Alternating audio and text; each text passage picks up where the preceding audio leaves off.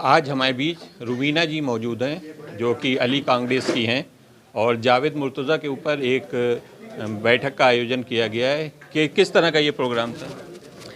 ये जावेद मुर्तज़ा साहब की 76th बर्थ एनिवर्सरी थी, जिसके ऊपर उनको खराज अक़ीदत एक तरह से ट्रिब्यूट देने के लिए प्रोग्राम किया गया। और जावेद मुर्तज़ा साहब 2009 में इस दुनिया से जा चुके हैं। इस बार इसी नवंबर के महीने में 10 तारीख़ को उनकी जो है वो 15वीं डेथ एनिवर्सरी थी। तो जावेद मुर्तज़ा साहब के जो अफ़कार थे वो हम लोगों ने इस बात को रियलाइज़ किया कि वो आज भी उतने ही जो है वो इम्पॉर्टेंट हैं जितने कि उनके दौर में, उनके वक्त में थे। जो वो कहा करते थे वो आज भी इम्पॉर्टेंट है। तो उसी चीज़ को जो उनके जानने वाले हैं उनकी याद दहानी हो जाए और जो नहीं जानते वो उसको जान लें, इसलिए ये प्रोग्राम ऑर्गेनाइज़ किया गया था। क्या कौमी खिदमात थे थोड़ा सा? देखिए, कौमी खिदमात यूँ तो उनकी, वैसे मैंने कहा ना कि जो इल्यूजन था, पता नहीं वो आपसे बात कही है किसी और से बात कही है, तो ख़ुद वो उस इल्यूजन से बाहर आए और उनकी तमाम तर तहरीकें यही थी कि लोग इल्यूजन से बाहर निकलें। उनकी जो पहली उन्होंने जो काम किया, जो उनका पहला प्रिंसिपल था वो था अंडरस्टैंडिंग द रिलीजन, कि मज़हब को समझना। और वो मज़हब को समझ के ही उस स्टेज पर आ गए थे कि मज़हब के नाम पर उन्होंने कभी किसी से कोई नफ़रत नहीं की, कोई ज़्यादती किसी पर नहीं की। तो मज़हब को सही तरह से समझना ये उनका पहला प्रिंसिपल था। वो समाजी उस पर उन्होंने बहुत काम किया। वो कहा करते थे कि जो इस्लाह फ़िक्र है वो इस्लाह है। वो कमर्शलाइजेशन ऑफ रिलीजन के अगेंस्ट थे, क्योंकि उनका मानना था कि जब तक कि रिलीजन जो है वो एक कमर्शियल इंडस्ट्री एक बना रहेगा तब तक जो है रिलीजन का एक्सप्लॉइटेशन होता रहेगा, और जिस दिन ये कमर्शलाइजेशन ख़त्म हो जाएगा उस दिन सिर्फ मुखलिस अफराद जो हैं, सिर्फ मुखलिस जो वाकई जो तबलीग दीन चाहते हैं, जो पढ़े लिखे हैं, वो ही इस फील्ड में रह जाएंगे। ये थी रुबीना जी जो बता रही थी किस तरह जावेद मुर्तज़ा जी ने दीनी खिदमात को अंजाम दिया। सज्जाद टाइम न्यूज़ से मैं जमाल मिर्ज़ा। तो उन्होंने अपने फादर्स नेम में जस्टिस नहीं लिखा, सिर्फ मुर्तज़ा हुसैन लिखा, जस्टिस मुर्तज़ा हुसैन नहीं लिखा। ठीक है, ऐसा ना हो कोई दूसरा सिर्फ वसीर वजह के ऊपर कट जाए और उनको वो हो जाए, तो वो तक उन्होंने गवाना नहीं किया। तो वो चीज़ उनकी उस खुददारी को यहाँ के लोगों को एक पॉइंट मिल गया था उनके अगेंस्ट बोलने के लिए। वो कहते थे कि इनको इनके फादर ने आफ कर दिया है। आफ का मतलब होता है कि बिल्कुल उनको उसे अपनी औलाद होने से कर दिया है, प्रॉपर्टी से अलग कर दिया है, उनको जी डिसोन कर दिया है।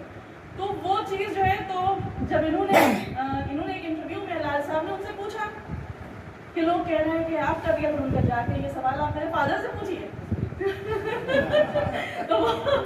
तो ये जब गए उनके फादर के पास गए तो उन्होंने कहा कि ये सब जहालत की बातें हैं, ये सब जो मेंबर में बैठे हैं, पढ़ने वाले कम हैं, लोग सोच रहे हैं कि मदरसे करके सिर्फ सवाब मिलेगा। तो इसीलिए उनकी पूरी तहरीक जो थी अंडरस्टैंडिंग ऑफ रिलीजन, ये दीन फहमी, अंडरस्टैंडिंग द रिलीजन, पूरा ये थी कि रिलीजन से बाहर निकले। जो मैंने शुरू में जो बात कही, आप संदीप पांडे सर उस वक्त मौजूद नहीं थे, मैं आपको यहाँ बता देती हूँ, उस चीज़ को फिर से याद दहानी हो जाएगी जो लोग बाद में आए हैं, कि मैंने अपनी बात की शुरुआत उनकी जो इंतकाल का दिन था, उनकी डेथ का जो डे था, उस दिन उनकी तदफीन हो रही थी, बरियल उनका था।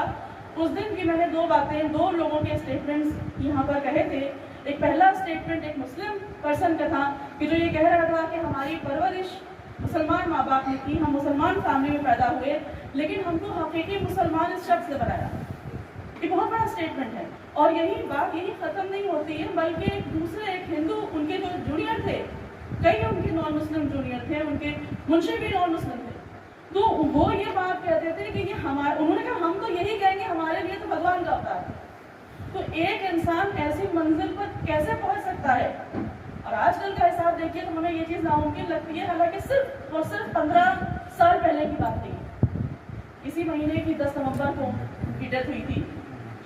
तो तब ये दोनों बातें उनके सामने कही गई। तो मैंने यही कि अगर इस तरह का कोई शख्स हो जाए, आखिर वो इंसानियत के किस प्यार पे थे?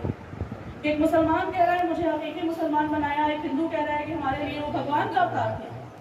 एक इंसान के बारे में ये दो स्टेटमेंट, और ऐसा नहीं है कि वो दिखावा करते थे या वो मुंह देखी बात करते थे, ऐसे शख्स नहीं थे, उसूलों वाले आदमी थे। तो ये आँख वाली बात जो थी, मैंने कहा क्लियर कर दो, उससे सबकी समझ में आ जाए ये बात। अब ऐसे ही ये हमको याद दिला रहे हैं। आपको याद है मैं अपने गाँव कहाँ किस गाँव नहीं गया हूँ और आप जैसे बहादुर हो। ये फोटो आपके याद रखते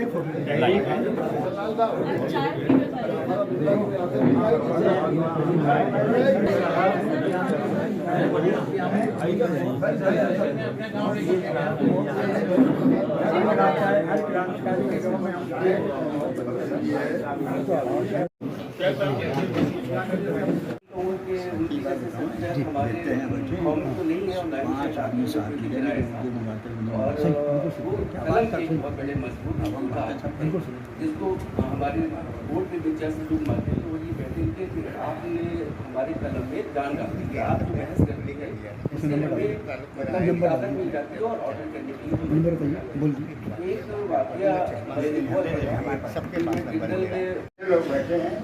कोई इस ख्याल का है, कोई इस ख्याल का है, कोई पूरब का है, कोई पश्चिम का है, उत्तर का है, दक्षिण का है। एक सभी इकट्ठा कर लेने का मतलब ये शख्सियत बहुत ही पॉपुलर थी और दिल को छूटी। आज आप उनकी शायरी उनकी बर्थडे है, उनकी शायरियाँ मौजूद हैं। अफसर यहाँ देर में आए हैं, कुछ लोग बेचारे चले गए। एक शेर बहुत आम फहम है, लोग आमतौर से पढ़ा करते हैं, लेकिन वो मक्खन पालिश के लिए पढ़ा करते हैं, उनको खुश करने के करते हैं।